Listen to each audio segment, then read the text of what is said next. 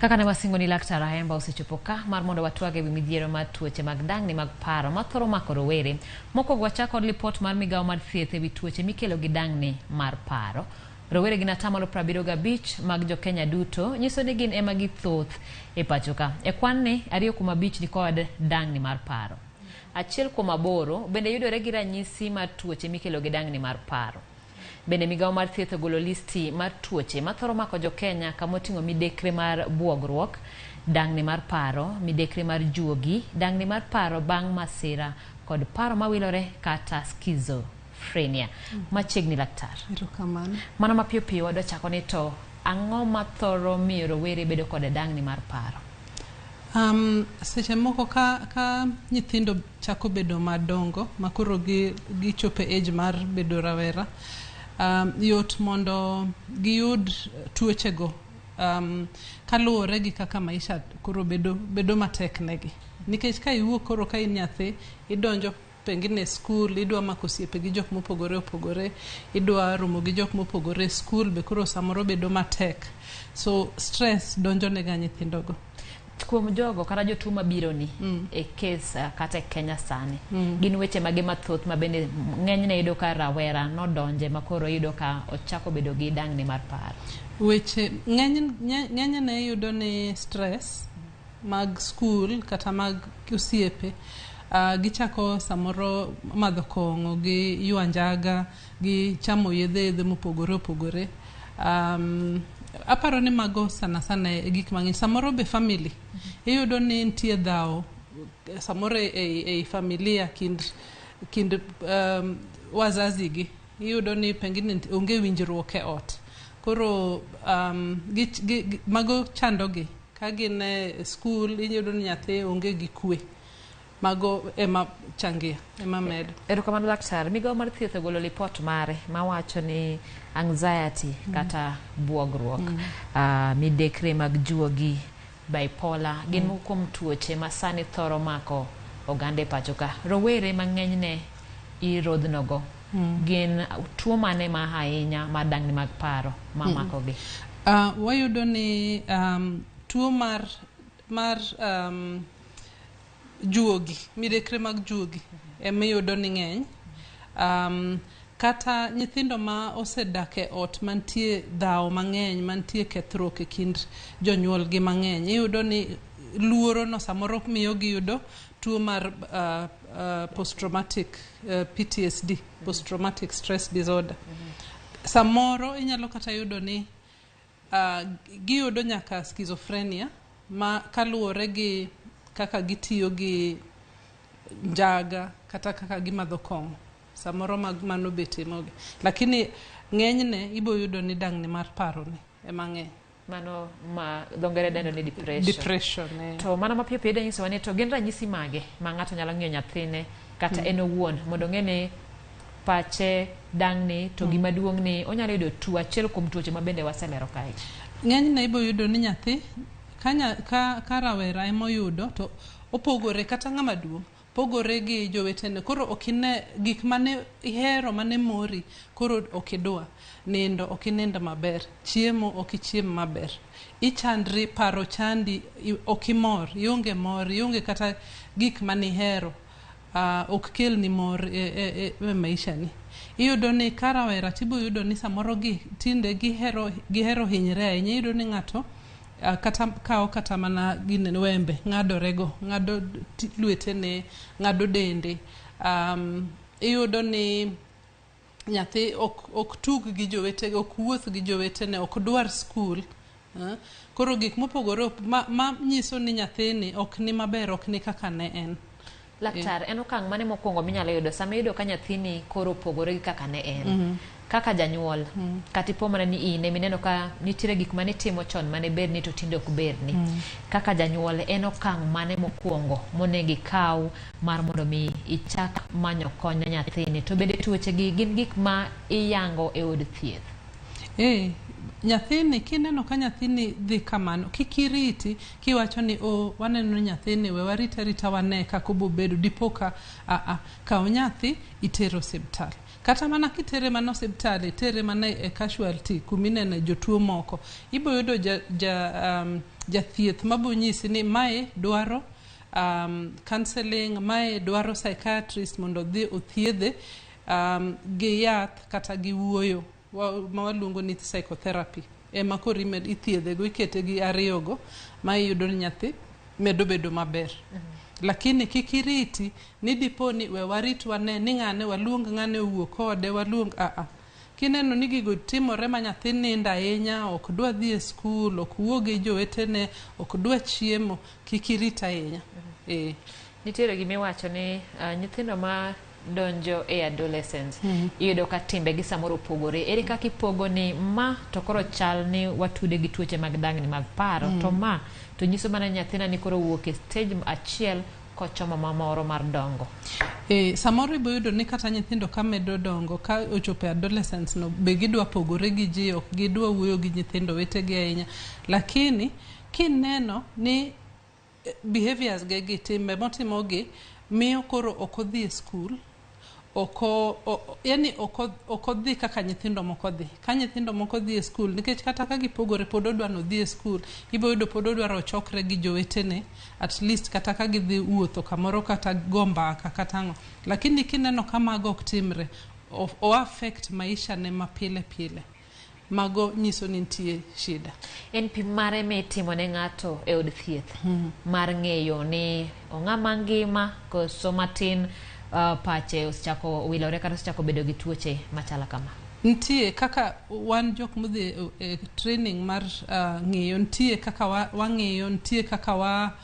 wawuoyo gi nyathino nitie maswali ma wapenjo nyaka janyuol koro nyisowa lakini wapimo samoro nyaka remo kaluwore gi kaka nyathi obiro wang'eyo ni ang'o madibed ni timore nikech gik moko pengine kadibo otiyo kata gi yien moko nego bed notiyogo oroyo anjaga mago duto waboyudo e remo koro wang'eyo kaka ithiedho to mana kaka iwacho ne ere kaka ichako thiedhe chon ponono ni ng'iyo nyathi miyudo kama midhi e od thieth monyisi ni koro entiere koda dangni mar paro kata oyude gi schizophrenia kata oyude gi tuo machielo mar dangni mar paro okang' mar thieth chalo nade kaka wathiedho ka luwore gi kaka nyathi obiro ka ikele to en marach wawach ni koro owuoyo kende owuotho hadharani ok nowuotho maber ogolo lewni owuoyo kende mano wanyalo kawe to wakete e ward koro ithiedhe e ward kanyo kata mondi nyaka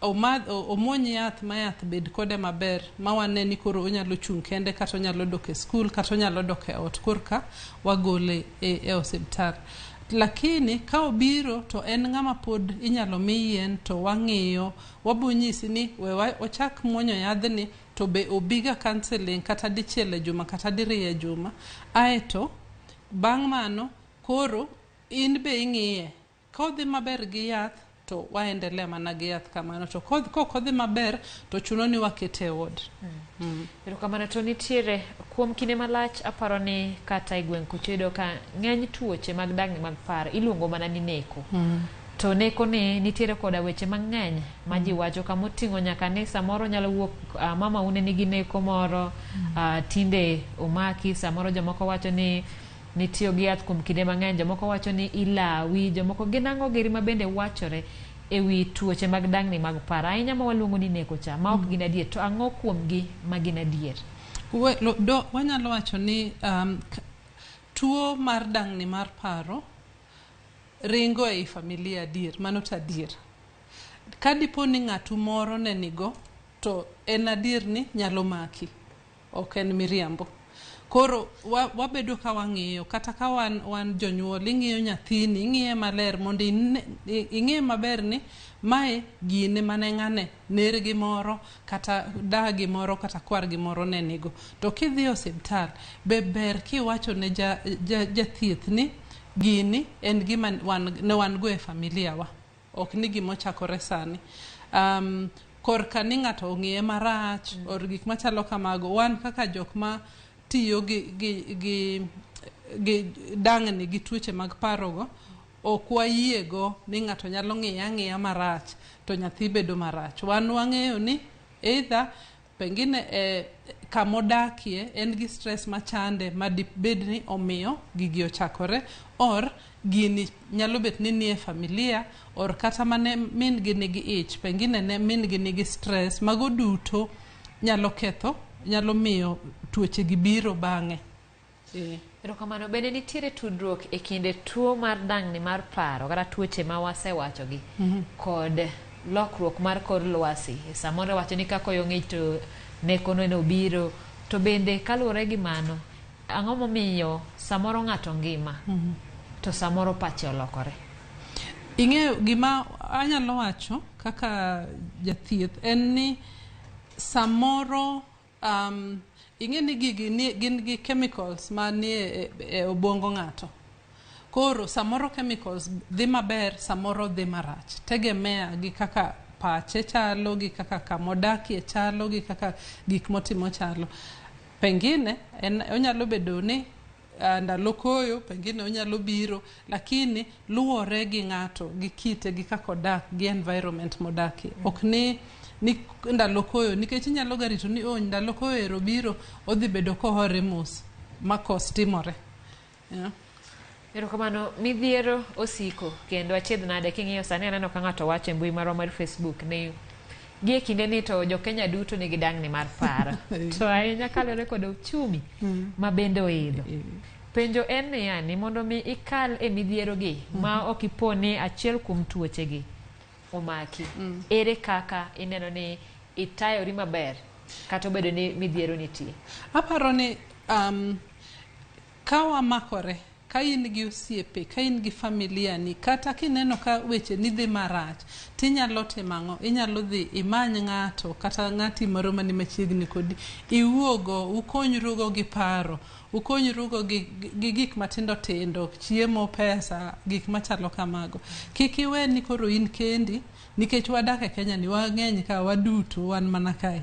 Koro onge kaka dwawe ni iwe ni nyawadu hinyore, kata in idhi igol iketri kando gi ji ni koro kidwa wuoyo no samoro konyo. Kapok obedo matek to bedni kata ka in gi paro mang'eny, inindo, bedni nindo maber, kik ibed ni gotieno kinindi, to kok inindi dhi ine laktar okonyi, omiyi kata yath kaka inyalo nindo. Bedni itimo exercise, gigo konyo malich.